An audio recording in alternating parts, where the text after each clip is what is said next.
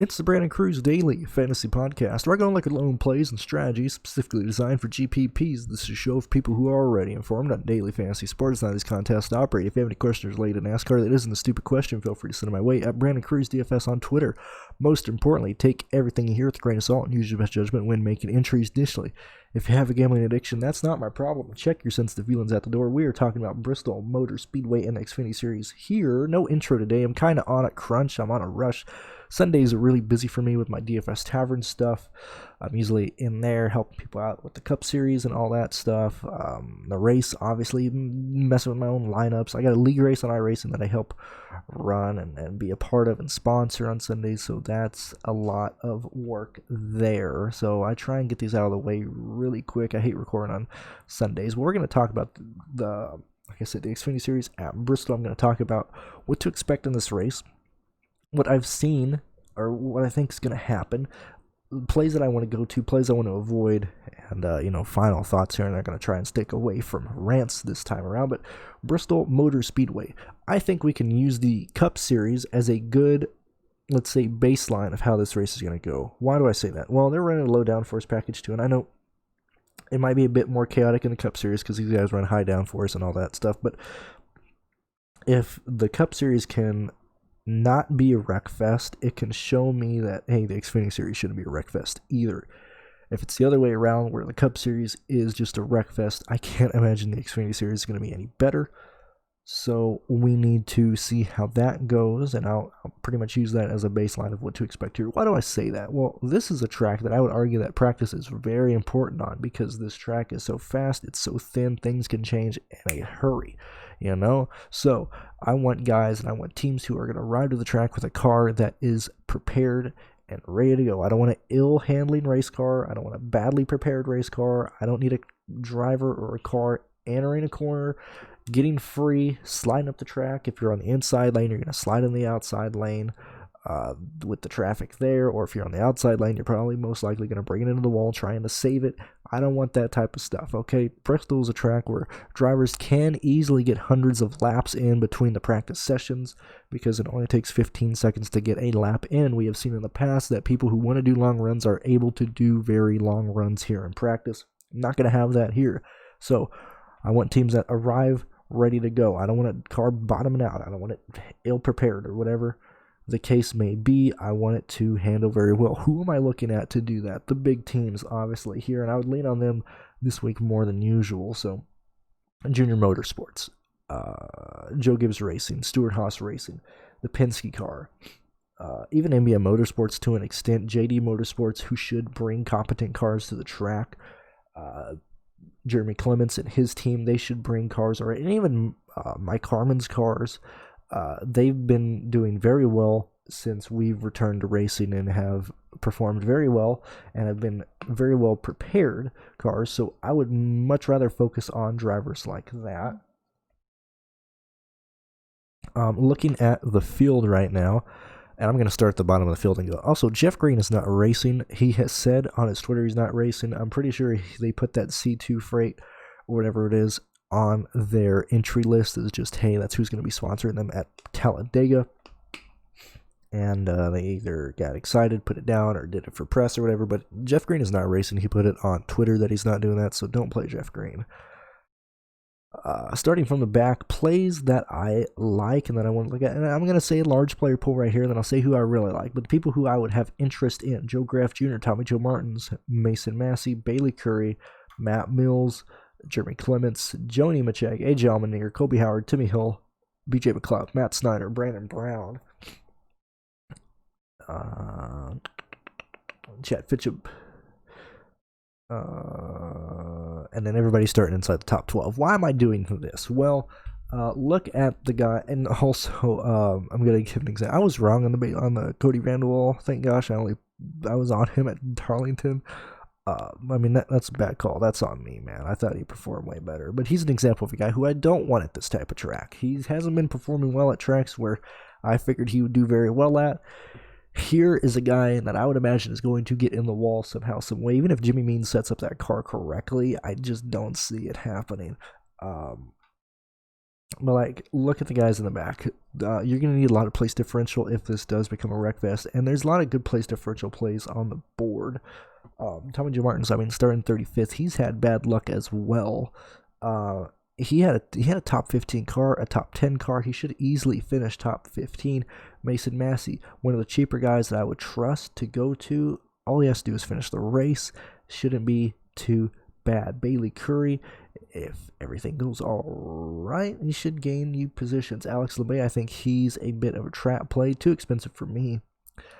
I think a lot of people are going to go to him. I just don't see it, man. I just don't see it. Matt Mills, I would be hesitant to. I'd have him in the player pool, but I'd be hesitant unless it's just a total wreck fest. He shouldn't really gain more than a couple spots. Cody Vanderwall, not interested. Jimmy Clements should get a top 25, 26, somewhere around there. He should be fine. Jody Machek has performed very well at this in this year so far, way better than what I expected. He's starting 28th. This is a track where I think Joe Nemechek can get a top 25 just through sheer attrition. I'm not worried about that. A.J. Allmendinger should have a top 10 car. No issue there. Kobe Howard starting 26th. What happened to him at Charlotte? Did he get in the wall? Did he have an issue? What happened to Cody? Hold on a minute. I could have swore it was doing better. What happened to Cody? Colby. I forgot what happened to him in the 15 car last week. But I have no issue going to him this week here. Timmy Hill, NBA Motorsports should be all right. They blew a motor at Charlotte. Very unfortunate, but Timmy Hill has always done well, whether it was his equipment, whether he was in the Hattori car. I know we're going to see his finish. What was that, at Bristol last year, where he finished 7th? Let me see where he at, Timmy Hill. Yeah, I finished 7th last year in the fall race driving the Hattori car. He was driving an NBA Motorsports car in the 7th with it when he finished 17th in the spring last year. That's where he should finish this year.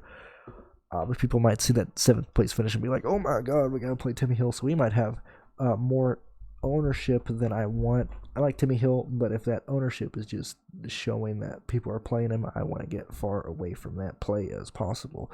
BJ McLeod, no issue there. And he should be in a JD Motorsports car again. Let me make sure here. Let me look. BJ McLeod. Let me look. Come on, dude. Come on, Twitter. Let's load. Good lord. Oh, heck. I'll just look here. Where is it? BJ McLeod. He's in Johnny Davis. Yeah, he's in a JD Moore. So he's in the 6 car. No issue going to BJ McLeod there. Josh Williams, not going to really focus on better plays. Matt Snyder, absolute guy that I love here. He has had bad luck. He did well in the 21 car, but I believe he's back in the 93. Let me look. No, Jeff Green's in 93. Oh, Matt Snyder's in the 21 car again. Oh, yeah, sure, yeah. We got to lock in Matt Snyder again. I like Brendan Brown a lot. Patrick Ermely, he is a guy who has ran modifieds at this track. I'm going to stay far away from this man.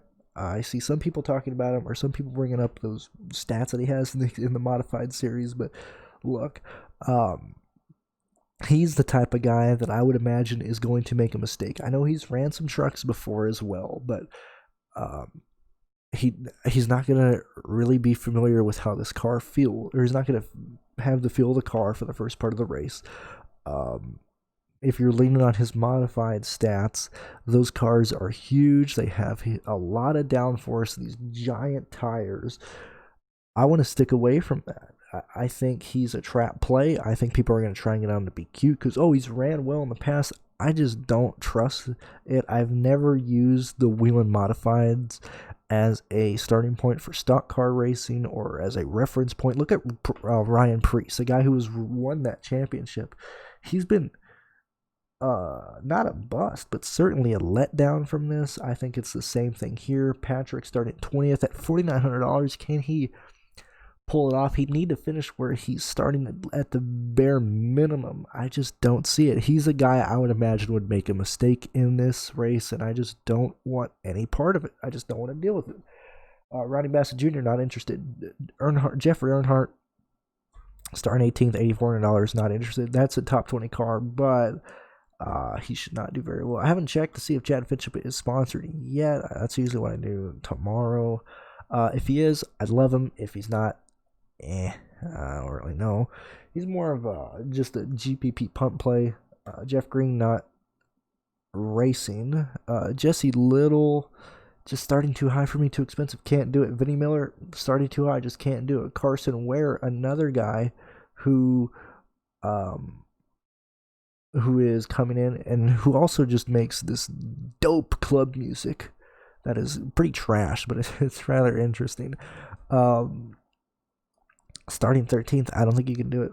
I just don't think you can do it. I'd much rather get creative with other drivers and other builds for my GPP lineup than using Carson Ware. Not interested in that. Michael Annett, good to go. Like I said, everybody starting top 12 is going to be in my player pool somehow, some way. Justin Haley is still far too cheap. I know he didn't run very well at Charlotte. I understand that. But look, Haley has done very well so far this year. If you look at Las Vegas, a 12th, Fontana 5th, Phoenix 5th, Darlington 10th. What happened to Justin Haley that caused him to? I don't know what happened to him. Was he involved in a wreck? I don't know. I missed the whole Xfinity Series race. I'll have to look through things again. Anyway, I love Justin Haley starting 4th, $6,300. He should finish top 10 at $6,300. He can help me make any lineup, and he could be one of my quote-unquote punt plays. I love Justin Haley here. And then, obviously, all the guys start up at the front. I just want a mix match of all these guys. Who do I think can lead laps? Who can be a quote-unquote dominator? Harrison Burton starting first. If he doesn't screw it up, he should be all right. Let's see. Who else is it here?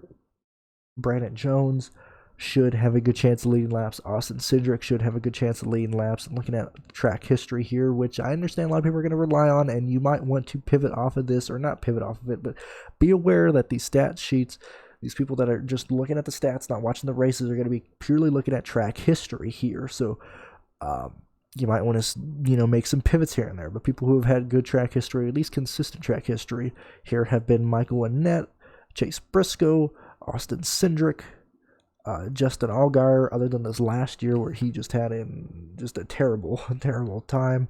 Jeremy Clements, like I said, Timmy Hill finished 7th last year in the fall in a Hattori car, finished 17th with an NBA Motorsports car, should be fine, but he should carry a lot of ownership there.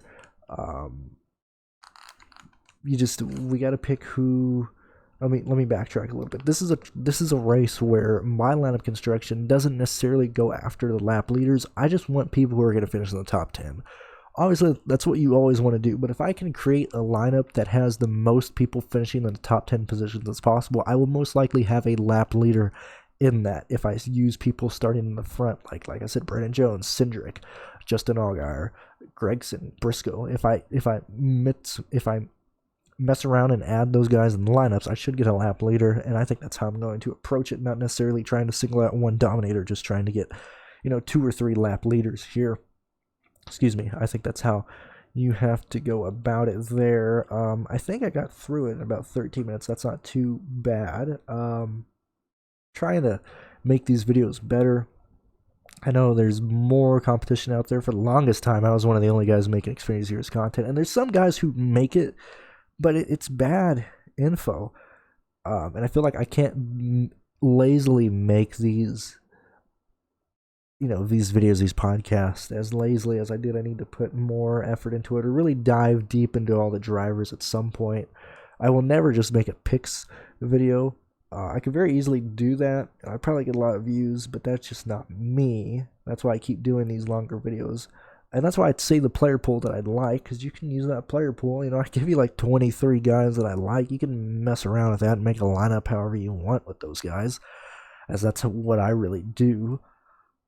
But yeah, so look at the Cup Series race. See how that race goes. Do people make a lot of mistakes? Do they feel like they need more practice? If so, I would imagine the Xfinity Series race is going to be a mirror of that, to where it's just as bad or just as good. I think that's how you have to approach to look at it. And I think that's about it. Go to racefortheprize.com to get the sheet that I use and that you should be using too, to get all my information in one area, to make my lineups, look at projections. Check it out, guys. Racefortheprize.com. That is what I use. I can't remember if I said that already or not. I'm in such a rush today. I think that's about it. If you guys have any questions, like I said, shoot me a question on Twitter. And thank you guys very much. We will talk next time. And yeah, peace out, guys. Good luck.